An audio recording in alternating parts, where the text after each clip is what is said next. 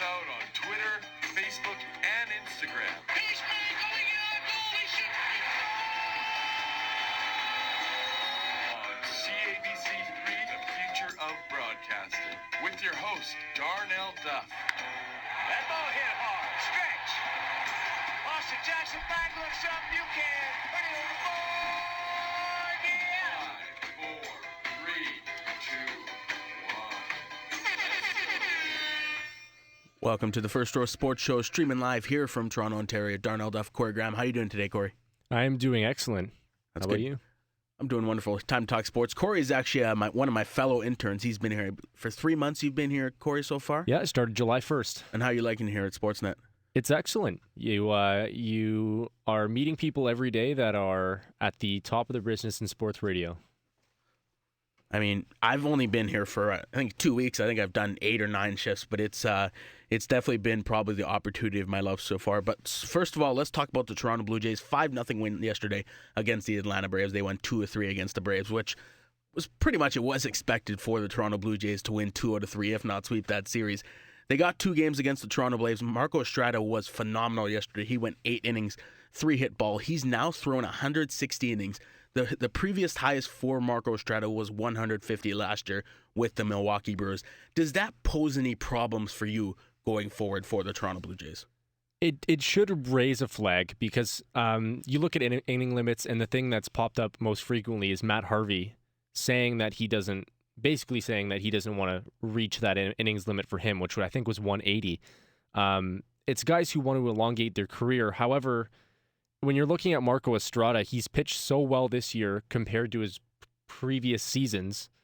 It's like, how do you stop him? How do you stop him if he's been pitching the way he has?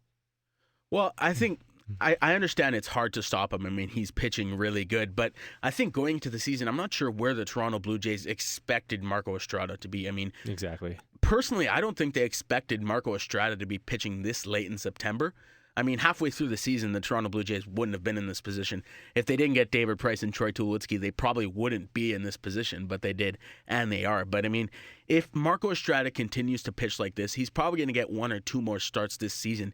He's going to be at the 175 innings pitched limit probably at that point. Do you think he goes regular innings in the playoffs, or do you think they're going to go to a 4-man rotation? The thing here, I don't know. It's very tough. It's a very sticky situation. I think they're going to go to a 4-man rotation, but I think he's going to be in it. It's going to be tough to get Mark Burley out, but Marco Estrada has been pitching better than Mark Burley. So it's going to be a situation where do you keep Mark Burley in for your you have to respect his career? Yeah, I mean you have to respect Mark Burley's career, but you also have to respect that he's been in this situation. He's been in the playoffs before. Marco Estrada, I mean, hasn't really had this opportunity before. And I know Marco Estrada has been pitching moons better than Mark Burley. That's pretty evident. But I think going forward, you have to give your respect to Mark Burley. I mean, he's been there before. Yes, he's getting older. He's pitched a lot this season. People probably forget this guy's up there in age, and he's pitched a lot this season. You got to give the guy respect, and I understand Marco Estrada's doing a lot better, but at this point, I think it's a tough battle. But going into the postseason, barring what happens for the next couple of weeks, I mean, things could change dramatically. Marco Estrada could go a complete 180 and start pitching very bad. Mark Burley could pitch a couple great games. But going into the playoffs, I think at this point, Marco Estrada does go over Mark Burley. Yeah, the tough thing's going to be for whoever has to tell, if they're going to go this route, to tell Mark Burley that he's probably going to be in the bullpen in the playoffs. It may be his last season. How do you go as a coach and say, hey Mark, you've had a really long career and we respect you, but for your last year in the playoffs, we're putting you in the bullpen. Well, it's hard. I think Mark Burley's been pretty good in this situation, realizing that, you know what, maybe he even realizes that he's slowing down a little bit. And before he went into last game when he missed 1 start, he realized, you know what, maybe at this point in the season, I have to understand that I'm not maybe the number 2 guy anymore. They had to skip a start. They won that game. Mark Burley was really good about it. He went out last game. He pitched pretty well. So, I mean, I think it's going to be tough for AA and John Gibbons to say to Mark Burley, you know what, I understand it's your last season. We'd love for you to pitch in the postseason, but I don't think it's going to be in a starting scenario. Yeah, and he was battling with retiring last year. He wanted to. He said if he didn't reach 200 innings, he would, and he's probably not going to reach that this year. So you got to think it's might be his last season.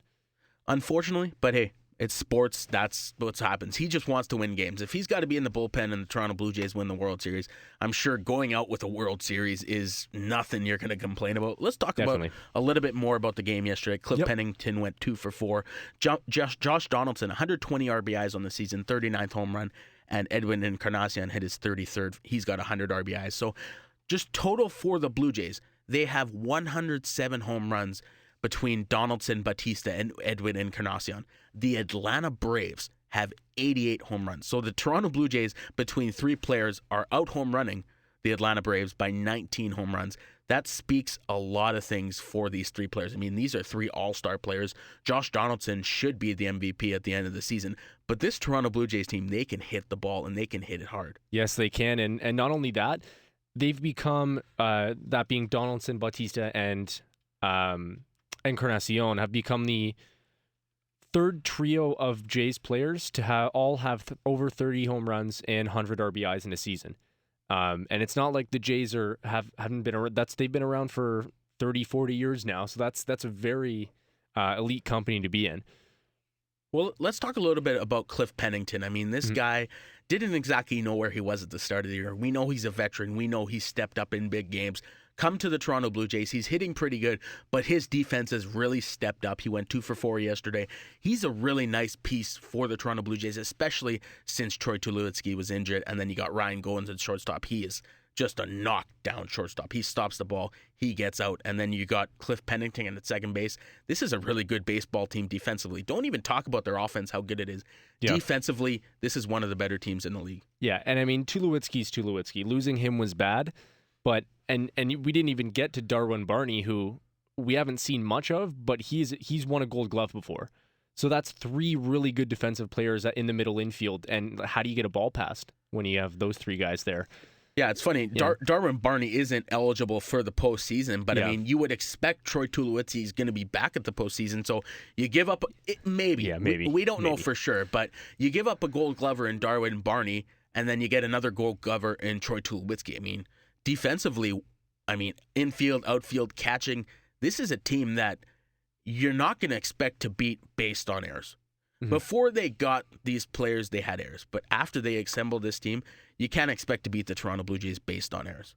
Definitely not. And, you know, a lot of people have been saying it. Unfortunately, I wasn't around in the World Series days of the Blue Jays back in 92, 93. I was born in 94. So, and yourself, you're younger than me, correct? Yeah, I'm a younger boy. Yeah. So we weren't around for the World Series, but people have been saying that this is a better team all around than those teams were, and that's really scary to think about. Well, I mean, people have been salivating on this in Toronto. Yeah. It's been 22 tough years. You look at all the tough news with the Toronto Raptors, the Toronto Maple Leafs. This team gives Toronto the best chance of winning a championship probably within the next 5 years. I don't see the Toronto Maple Leafs winning the Stanley Cup in the next 5 years. No. I don't see the Toronto Raptors winning the NBA championship. I don't know when they're going to win an NBA championship. Yeah. But the Toronto Blue Jays, I don't want to say anything or I don't want to give anybody, I don't know what to say, but the Toronto Blue Jays have a really good chance of, knocking out the doubters that they can win the World Series this year. It's like a no-hitter. You don't want to mention it before it actually happens. You don't want to jinx it, but yeah, it's a good season, and we'll see where it goes, but this team looks like they're gelling together really well. Actually, there was an interview today with Chris Colabello where he said this team is they're having fun playing baseball, and that's what winners do. They have fun when they're playing, and that's a really good thing to watch. Yeah, and I guess it's hard not to have fun when you're the Toronto Blue Jays. You're knocking out of the ballpark. You're scoring a lot of runs. You're playing good defense. These guys just like being around each other. Yeah, I think Josh Donaldson brought a lot to the team this year, and then you got Jose Bautista. Chris Colabello, 329 on the year. This guy is phenomenal. We talk about Marco Estrada, who's actually got the highest average on the team, 333. Mind you, he's only had 6 at-bats, but nonetheless, Chris Colabello, this has been a guy, you talked about how good his interview before it came on the booth, but this is a guy who can hit the ball, and he's been really good for the Toronto Blue Jays. Yeah, and you can talk about how he played in left field earlier this season, and he wasn't that good. But he's not an outfielder. He's always been an infielder, and he willingly went out there for the team because he wanted to help them out. And since they brought him back into the infield and he's been playing first base, I mean, he's no Justin Smoke on the bag, but he's been holding his own at that position. So if you can get his bat in the lineup any way you can, you got to put him there. Yeah, and that's pretty good. That's pretty good for the Blue Jays to have a guy like Chris Colabello. He'll go in the outfield if you want. He'll do whatever he needs to do. He knows he's not an everyday player, but to be a part of the Toronto Blue Jays at this point of the season, you're excited. You'll do whatever you have to. I'm sure he'll mop the floors. Maybe he is mopping the floor, but if he was asked to, he'll do whatever he has to. Nonetheless, the Toronto Blue Jays open up a 9-game homestand tonight against the Boston Red Sox. Rick Porcello against Marcus Stroman. He was 1-0 with a 5.4 ERA. What do you think about Marcus Stroman going tonight? Are you happy about that he's getting his second start? I mean, it's against the Boston Red Sox, last place in the AL East. I think if you're giving Marcus Stroman a chance, this is a good team to give it, especially playing at home. Yeah, and he did have a good start last time against the Yankees. However, he got roughed up a little bit. There was 2 infield singles and then a 3-run home run. And you can also argue that those infield singles were, I mean, weather-wise. I mean, you saw them pop up. And then that one problem he had against Brett Gardner. But other than that, he would have went 6 shutout innings. Yeah, I mean, I think he probably would have been out of that inning anyways. And then it would have been a solo home run. So I'm not really upset about that. But even though the Red Sox are in last place, they have been the hottest hitting team since the All-Star break. Like Jackie Bradley Jr. coming out of nowhere with his offense. So it's not a team that I think he'll have trouble with, but it is only his second start. I wouldn't be, incredibly surprised if he got hit a little bit today, but I wouldn't be upset either. I mean, it's just the Red Sox, as long as it's not the Yankees. Personally, I think it's tough to say right now he is your bona fide second starter behind David Price, just for the fact this is his second start in the MLB this season. Yep. It's September. I think it's tough for them. I think if he does have a couple more good starts, for sure he's your number 2 starter behind David Price. There's no way he's getting above David Price because David Price is in. He's now in the chance of winning the AL Cy Young. I mean, he's have 16-5. He's been 8-1 with the Toronto Blue Jays. This guy's been really good. But let's talk about the game tonight. Rick Porcello, 8-12, 5.06 ERA. Marcus Stroman, 1-0, like I said before, with a 5.40 ERA. And there was something said that if the Toronto Blue Jays win 2 out of 3 games from every series from now on, they will win the AL East division. They're 3.5 games up on the Yankees. Only 2 games behind the Kansas City Royals for home field advantage throughout the whole playoffs.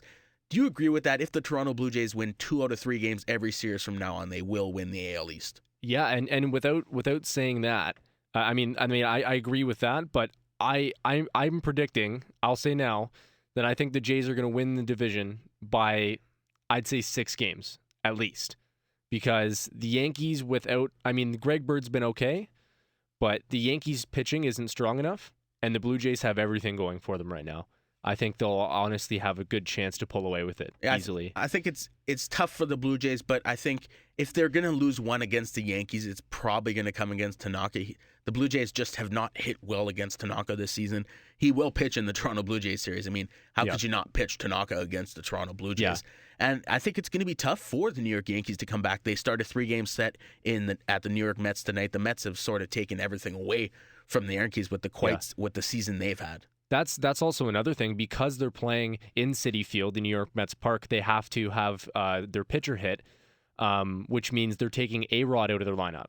So that's a lot of offense that they're taking. Love or hate A-Rod, he's been amazing this year. So that's a big bat that they're going to miss tonight. And let's be honest, it's not as easy to hit home runs at Citi Field than it is at Yankee Stadium. Oh no, definitely not. I mean, Citi, they have their left and right are sort of small, but Yankee Stadium's just like a little league park. Cliff Pennington hit a no-doubter there. Yeah, I mean Ben Revere. I forgot about Ben Revere's home run. So yeah, there you go. You can hit home runs at Yankee Stadium that if you hit them at Yankee Stadium doesn't mean they're going to be home runs at Citi Field. Anyways, what do you expect from Marcus Stroman tonight against the Boston Red Sox? Stroman, if he pitches the way he did last game, he was fired up on the mound, and that's what you want to see from Stroman, because he's that type of guy. If he's using his slider properly, I'm expecting like no more than 5 hits, and that's saying something for a guy that's making his second start. However, if he's leaving like he did with Gardner, he left the fastball a little too high. If there's too many of those, Toronto is another field. It's not as small as Yankee Stadium, but it is a small field, and they could get out quick. So I'm gonna guess it's gonna be more towards the good end and say around 5 hits for the Red Sox tonight. Well, I know AA and John Gibbons are definitely hoping for that. The Toronto Blue Jays, the Boston Red Sox, first pitch 7 p.m. Rick Porcello 8-12 with a 5.06. They have to jump on him early. I mean, he hasn't been having a great year. The Toronto Blue Jays offense is lethal, like we've been saying, against Marcus Stroman. He's 1-0 with a 5.40 ERA. After the break, Michael Grabner, he's now a Toronto Maple Leafs. They give 5 players away for him. We're going to talk about it. You're listening to the First Row Sports Show. We'll see you after the break.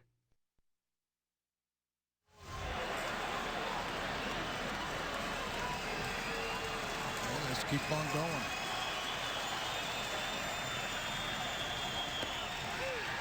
Game over.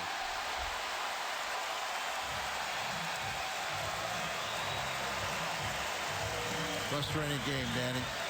Cardinals would hope to come out here and set the tone for this weekend. Well, the weekend, the tone's been set by Castro and the Cubs. But you got a game tomorrow. You win that one, you're back even, and knocked a couple games off the schedule. Post-game show coming up. All the stats, all the highlights. Big day for Castro. Post-game with Jim Hayes, the one and only. Next. Well, the Chicago Cubs definitely helped themselves. They're 8-3 winners over the St. Louis Cardinals. Now only 6 games behind the St. Louis Cardinals, but I think more importantly, 1.5 games behind the Pittsburgh Pirates for that first in that wild card in the NL. The Chicago Cubs are having quite the year, headed by John Lester and Joe Madden. But we're going to talk about the Toronto Maple Leafs. Michael Grabner, he is now a Toronto Maple Leafs. They traded him for 5 players for the Toronto Maple Leafs. No really household guys. Do you think this is really, obviously it's a big move for the Toronto Maple Leafs, especially because they gave away Phil Kessel in the last season to the Pittsburgh Penguins. But do you think this is a really nice move for the Toronto Maple Leafs? It's a really good move, but for separate reasons. Both teams get what they need here. The Islanders needed to get rid of cap space. Toronto needed to get rid of contracts. So what they did here, this allows them to sign the guys that they have on the PTOs, the training contracts. So that's Devin Setaguchi, Brad Boyce, Curtis Glencross, and I'm missing someone. I'm forgetting who it is, but it allows them to sign them. And Brad Boyce and Curtis Glencross have proven that they are consistent NHL players. So, and then that makes it harder for the rookies to get on the team, and it really helps their development. And Grabner is kind of like the replacement for Phil Kessel. He's really fast, which was Kessel's game. He has a shot, but he doesn't have that same scoring ability. But he will go on that first line right wing, I think. Well, I think there's some real big buzz around Toronto just to see what Mike Babcock can do with the Toronto Maple Leafs. He's proven he's a winner, but arguably he's never had the chance to coach for a team like the Toronto Maple Leafs, who are in a little bit of a rebuild, if you per se that. Mm-hmm. Camp opened today in Bedford, Nova Scotia. 69 players going to vie for their positions. I think the 2 goaltending spots are locked up. James Reimer and Jonathan Bernier. Who's going to be 1-2 there? I don't know. I'm sure you have a thought on that. But before we get to that, the crowds are crazy in Bedford. People were staying out overnight just to get into the arena to watch the training camp. But what do you think? How do you think Mike Babcock's going to do under the Toronto Maple Leafs this season? You know what? He's been under the hot seat in Detroit before. They've been deep in the playoffs. He's had young guys come up. They've been really good at development. And supposedly he's a hard ass. So that would help some players get under control. I think that's what the Toronto Maple Leafs need. They need a little bit of a hard ass to get under the. If they're not playing the game he wants, he's going to reassemble them. He's not going to be scared to bench players if they're not doing what he needs, because he knows the Toronto Maple Leafs aren't going anywhere this season. If they do go anywhere, that's going to be an absolute surprise, just like the Calgary Flames did last year. You wouldn't have expected the Calgary Flames to go anywhere, and then all of a sudden they're taking on the Anaheim Ducks in the second round of the playoffs. Yeah, and I mean, I wouldn't be too surprised if they do kind of squeak in this year. I mean, I'm not banking on it. But they do have those guys on the tryout contracts. Now they have a first line that might look like James Van Riemsdyk on the left, Bozak in center, and then Grabner on the right.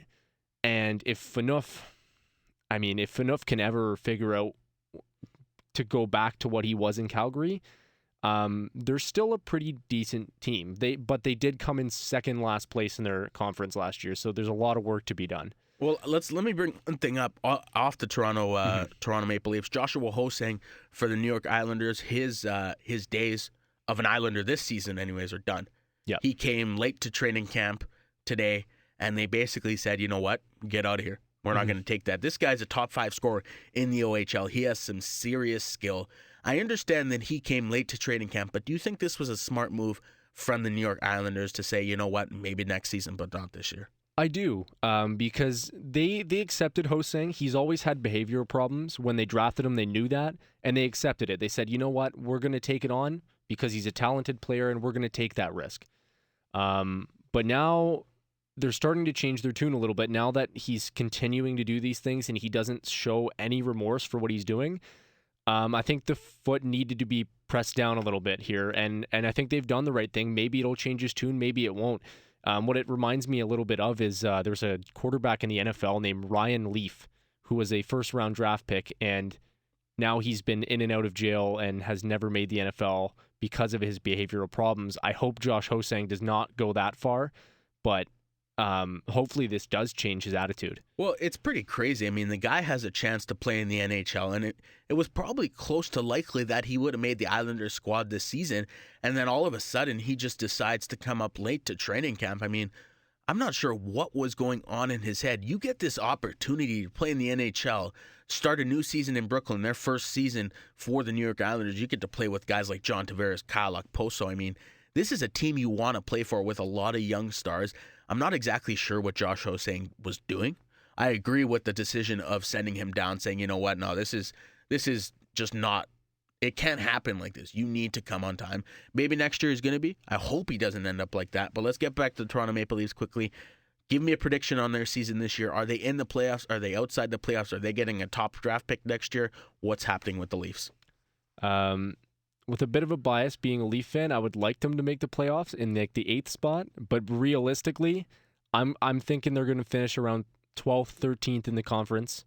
They're going to trade away all of these guys that they're going to have on 1-year contracts at the deadline, and at the end of the year, they're just going to fall off a cliff. Well, hey, all I'm saying is I'd rather finish 12th or 13th and have a dreadful season than finish in 9th place, just miss the playoffs, and don't get a draft pick, which seems that the Toronto Maple Leafs in the last 5 years, they just love doing.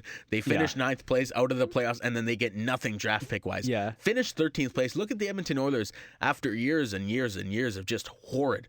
They now have 4 number 1 draft picks. Connor McDavid, who's supposed to be better than Sidney Crosby. Steven Stamkos says he's better than him right now. Yeah. Finish low. Whatever. Do one season at a terrible pace and get a high draft pick if that's what you're going to do. If the Toronto Maple Leafs end up in the playoffs, great. But if they don't, which I don't think they will be, finish low, get a draft pick, and start from there. Yeah, and that's the whole mantra of the Matt Sundin era. It was only him, and they always finished like 9th, 10th place, got no draft picks. And for the upcoming draft, I don't know much outside of the top 2, but Austin Matthews, who's projected to go number 1, and he scored his first goal in Switzerland today, and Jacob Chychrun are very, very good prospects. And if the Leafs have any chance of getting either of them, I would try my best to, because they look pretty good. Well, first game for the Toronto Maple Leafs at Air Canada Centre. Split squad game on Monday. Not sure who's going to be in Toronto. Not sure who's going to be in Ottawa. Nonetheless, preseason training camp today, tomorrow, and Sunday in Bedford, Nova Scotia. Back on Monday, Toronto Maple Leafs. After the break, Ricky Fowler, first tournament win last week. Jason Day, 61 and 63, 5-shot lead at the BMW Championship. We're going to talk about it. You're listening to the First Row Sports Show. Darnell Duff, Cory Graham. He really did. Last year was unfortunate. But it opened up our eyes. It opened up all the players' eyes to what it takes to be a Montreal Canadian. And, during that, unfortunate time, we all, saw the great legends and how they spoke about him.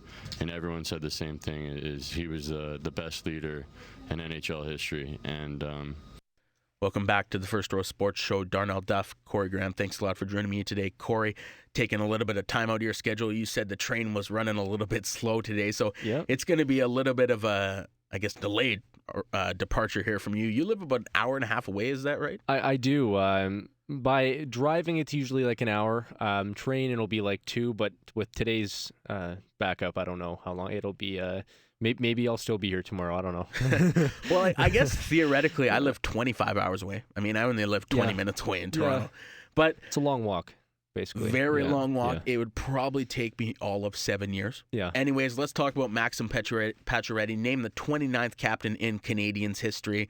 You talked just a couple minutes ago, rather, before we came back on air, that you were surprised that P.K. Subban wasn't named captain, especially after he gave that nice $10 million check to the Montreal hospital. Yeah. Why does this surprise you so much? You know what? I've actually met PK when I used to play, which was not a very high level hockey.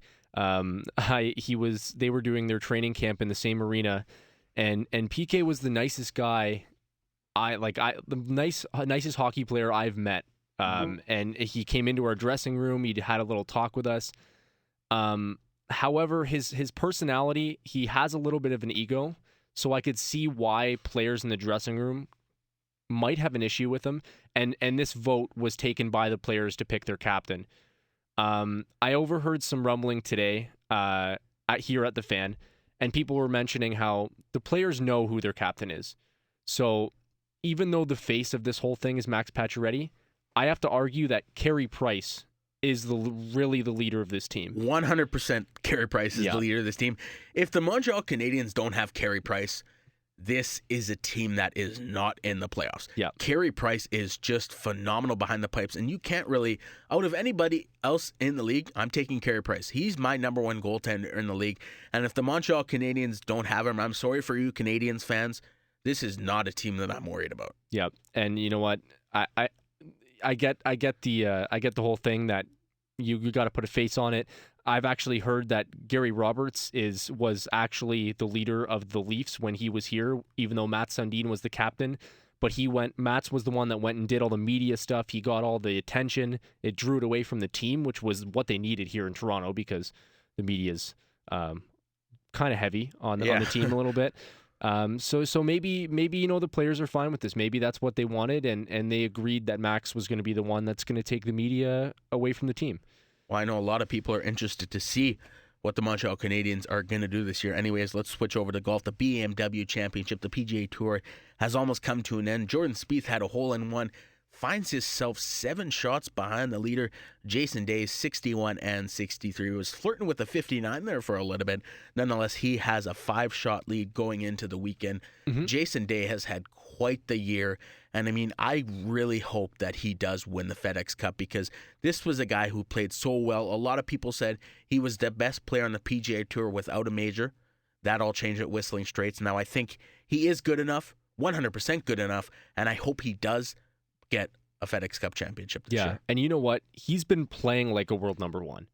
I know that Jordan Spieth is definitely the best golfer on the tour right now, but some of the tournament finishes that he's had are less than impressive, and I know he can golf better than that, but Jason Day has been golfing really well leading up to the playoffs and in the playoffs, so I do hope the best for the Australian.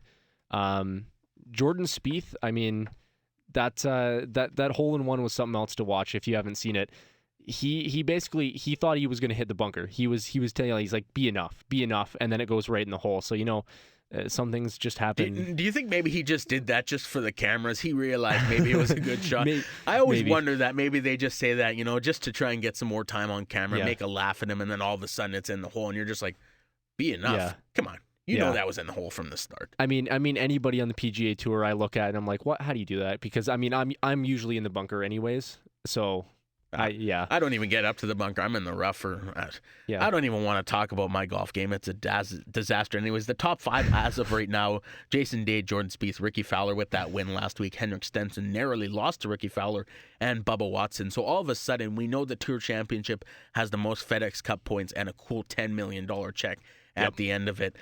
any guys inside the top 5 have an opportunity of winning. Jason Day has one bad week. All of a sudden, you could have Bubba Watson who wins the tournament. He wins the FedEx Cup. So, I mean, Jason Day is likely to win this week, I would say anyways, and I hope he wins the FedEx Cup overall, but he can't let the pedal down. He's got to play good at East Lake next week. Yeah, and you know what? There's still 2 rounds left in the BMW, and I don't rule Jordan Spieth out any tournament. 7 shots is huge, but he can make that up. If there's one player, one of the only players on the PGA Tour right now, you would think it would be Jordan Spieth, because the guy has a capability of going low. But if Jason Day ends up going low, like 65, 67 in the next 2 rounds, you're not going to catch him. I mean, Jordan Spieth, there's no way he's going to go 12 under in the next 2 days. No. If Jason Day has even 2 under par rounds, he's probably going to win this tournament. But all of a sudden, Jason Day goes +2, +3 on the weekend. Jordan Spieth goes 5 under. Hey, we got a battle. Yeah, and people have been having big rounds here. I mean, Jason Day had an 8 under today. So, and his first round was a 10 under. So it's a challenging course still, but people have been having some good rounds. You have the 70 best players on the PGA Tour golfing this week. Yeah, you have to expect low rounds. I mean, 18 under after 2 rounds, that's miraculous. 20 and under, he became the first on the PGA Tour history to have -20 at a major championship. Now, it looks like he's going to go probably -25 under this week. Do you expect Jason Day at the end of the year, just give one prediction? I know I've said my prediction, I think so. Do you expect Jason Day to win the FedEx Cup? The way he's been playing, I do. But it should be Jordan Spieth, just judging by his ability, I think. I think we got to put something on that. You take Jordan Spieth. I will take Jordan Jason Spieth. Day. Yeah. Ooh, this is going to be a little bit of intern battle here. Spieth against Jason Day. I'm going all Aussie then. Yeah. All right. That's going to be interesting going. Corey, thanks a lot for coming on today. No problem. You've been listening to the First Row Sports Show. Darnell Duff, Cory Graham. Now, if you guys want to listen to the First Row Sports Show, check Not Too Long. It's going to be on Facebook. Check my page, Darnell Duff. Yesterday's show with Theo Tutcluck is going to be great. We're going to have Derek Ariniak, Kyle Deering on in the next couple weeks. So, I mean, it's going to be a great ride. I hope you enjoy this. Hope you've enjoyed today, and we'll see you later. Have a great day. And in the American League this year, period, he leads the American League in batting average against. Like, I mean, it's an amazing spot for the Jays to be in, but I just don't